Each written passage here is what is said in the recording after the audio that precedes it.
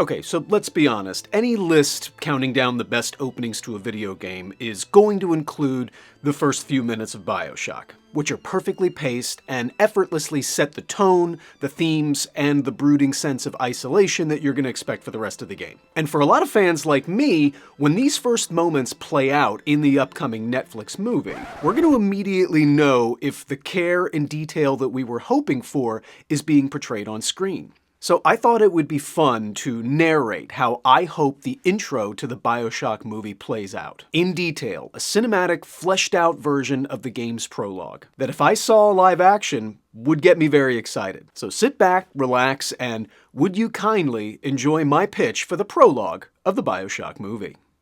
Over black, we hear the dull hum of an airplane in flight, muffled conversation from passengers, glasses clinking on a service trolley that creaks with the shudder of mild turbulence. We open on a tight, almost uncomfortably close shot of Jack, sleeping serenely as the plane shakes again, his head haloed by a thick haze of cigarette smoke. Our first clue that we're not in modern day. Suspicions that are confirmed when a title card appears. 1960, Mid-Atlantic. A child's scream pulls Jack from his peaceful rest. His attention is drawn to a little girl out of her seat climbing on her father, who bellows monster noises at her, making her squeal with laughter. Jack smiles at the sight, but then fidgets in his seat. Something doesn't feel quite right. Gazing at the other passengers, he's struck with an unease. He watches a man sip a drink, a woman play with her heel half slipping out of her foot, a teenage boy snickering as he kicks the seat in front of him. All mundane actions that somehow make Jack trepidatious, like their trivial behaviors are an itch in his mind that he can't scratch. Rain hits the window and Jack watches it dancing as it streaks across the pane, which begins to soothe his nerves. But then suddenly, "Would you kindly do something with that?" Jack snaps back to the moment as a flight attendant with a pasted-on smile gestures to the large, wrapped present in his lap. "Obstructions like that are dangerous in the event of an emergency." Jack nods as the flight attendant smiles even wider, then continues down the aisle to the front of the plane. The gift in his lap shimmers in bright blue wrapping, and Jack examines it for a moment, almost like he didn't know it was there until now, before putting it gently under his seat. He then leans back and tries to close his eyes once more. But just as his eyelids touch, an explosion rips him awake. The sound of tearing metal and puttering engines crescendos above the screams of the passengers. Jack rises instinctively, concerned but not panicked, and deliberately pushes his way down the aisle toward the cockpit. In the chaos, the other passengers don't even notice his strange motivation. Finally, at the door to the cockpit, Jack notices the flight attendant from before, now hunched on the floor with blood dripping down her forehead, which has already begun to pool on the carpet. She must have hit her head. The plane jerks wildly, and Jack opens the cockpit door to see both the pilot and co-pilot also incapacitated, limply flailing in their seats with their own injuries. At first confused at the sight, Jack's attention is then drawn between them, through the windshield ahead, as the ocean comes hurtling towards them, getting visibly closer and closer with every strike of lightning illuminating the surroundings. Jack whips back to the cabin and locks eyes with the little girl from before, now transfixed with terror. She stares at Jack, almost pleading for him to make it okay. Jack opens his mouth, but before he can say a word, crash. We hear a cacophony of screams and flames and ripping steel and terrible clarity before the muted filter of it all being underwater. Then back to terrible clarity, then back to underwater. Longer now, back to the terrible clarity one last time before it's swallowed entirely by the sea, until we hear nothing but the numb bass of churning water. Burning wreckage cackles on the surface of the water, dancing from the massive waves of the storm raging all around. As we survey the wreckage, we see Jack clinging to a large piece of what was once the wing of the plane, panting heavily, terrified, glancing around wildly for answers, for help, for anyone. The only thing moving, however, is the tail end of the plane jutting out of the sea high into the air, which bellows uncomfortably before beginning to sink into the abyss. As Jack stares, something catches his eye. Revealed behind the sinking tail, there's actually something else in the water, a massive tower shooting into the sky. Lightning continues to strike behind it, bringing its massive size into focus. The moon shining directly above almost beckons Jack to investigate further. Jack glances one last time at the wreckage, a plea for any other survivors, but he's alone. He then takes a deep breath, pulls away from the wing, and starts to paddle towards the structure. Now, as Jack swims, he squints at the now bright light he previously mistook for the moon, which he observes as an artificial lamp at the top of what he now sees as a lighthouse. Jack swims harder now, gasping for breath. Underwater, Jack's feet meet the stone as he reaches the base of the lighthouse. He awkwardly flails for balance, now reaching for the stone walls on either side of the slippery stairs that he's found himself on, a strangely placed path leading to the entrance of the lighthouse. Finally free of the ocean, Jack takes a moment to catch his breath, and he runs his fingers across the mossy, weathered stone bricks that have saved him. Just then, a thunder roar whips Jack's gaze to a spot. A large, ornate golden door, and realizing the potential for shelter, he precariously makes his way upward. Light from outside cuts in as Jack pushes open the screeching golden door, illuminating just enough of the inside of the lighthouse for Jack to stagger and shut the doors behind him, leaving him in total darkness. Suddenly, the pounding storm has been muted, leaving no sound except the dripping of countless pools of water all around, and Jack's frantic breathing. A clack from the shadows shoots floodlights on his surroundings. Beautiful Art Deco details surround the dreary stone interior, matching the pattern on the golden door.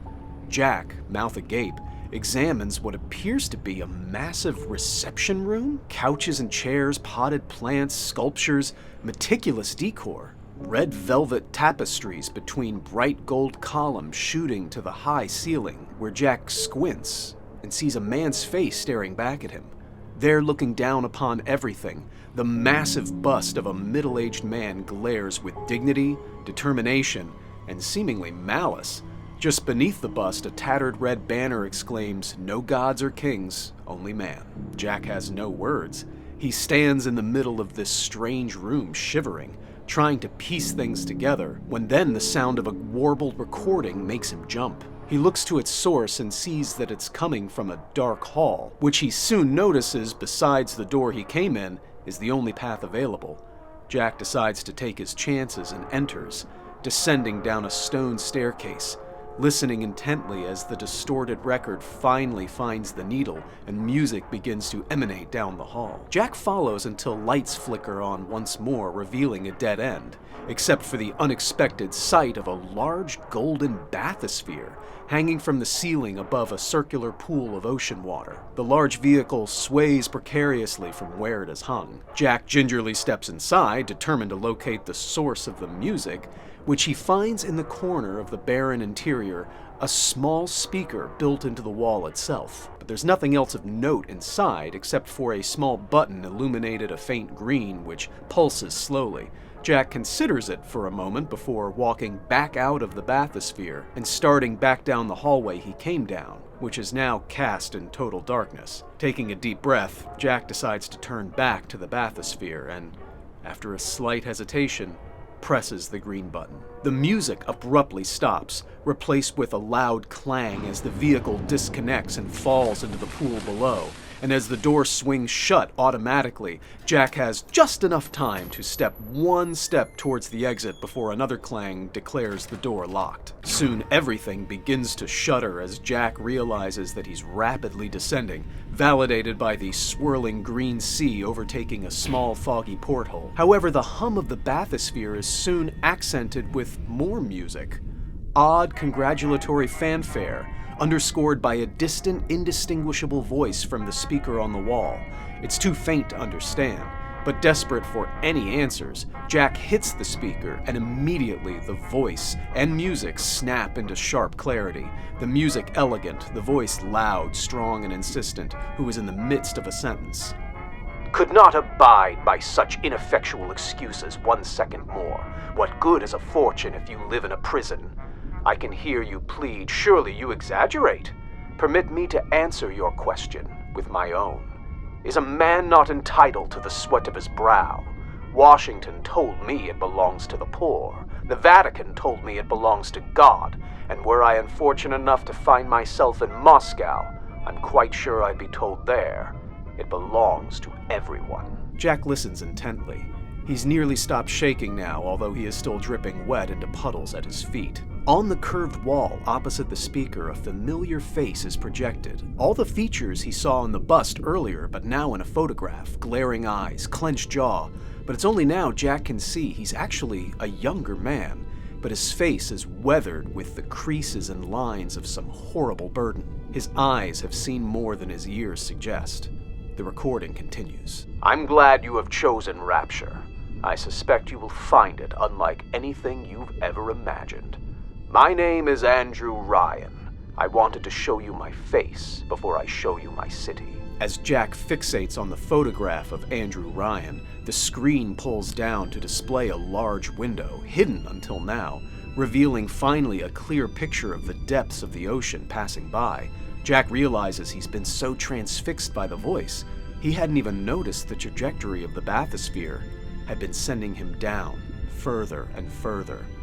Now in a panic, Jack grabs at the seams of the walls, then at the sealed door, as the lights in the bathysphere cut out, leaving him in total darkness. Then the faintest of blue-green lights from the sea outside. His breath quickens, echoing in the small tomb he's encased in. Just then, another light begins to creep across his face.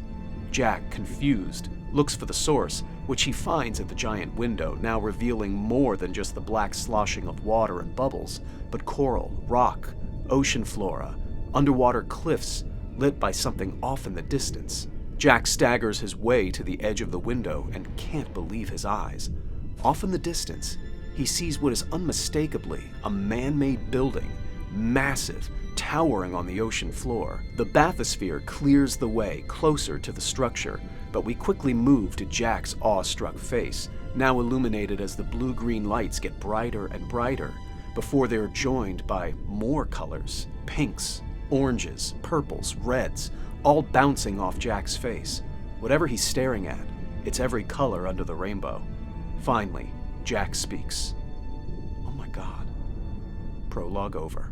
Let me know what you think. Obviously, that was Robert Downey Jr. as my pick for Andrew Ryan. I just think he looks the part and can totally do it, especially after watching him in Oppenheimer. I think he'd be absolutely perfect. And as for Jack, the AI photos I was using really weren't conveying it, but hear me out. Jake Gyllenhaal. He has that innocence, but also that, determination. Watch movies like Source Code and Zodiac, and you'll see exactly what I mean. Leave me your comments below. I'd love to know what you think, and like, share, and subscribe, and I'll see you next time.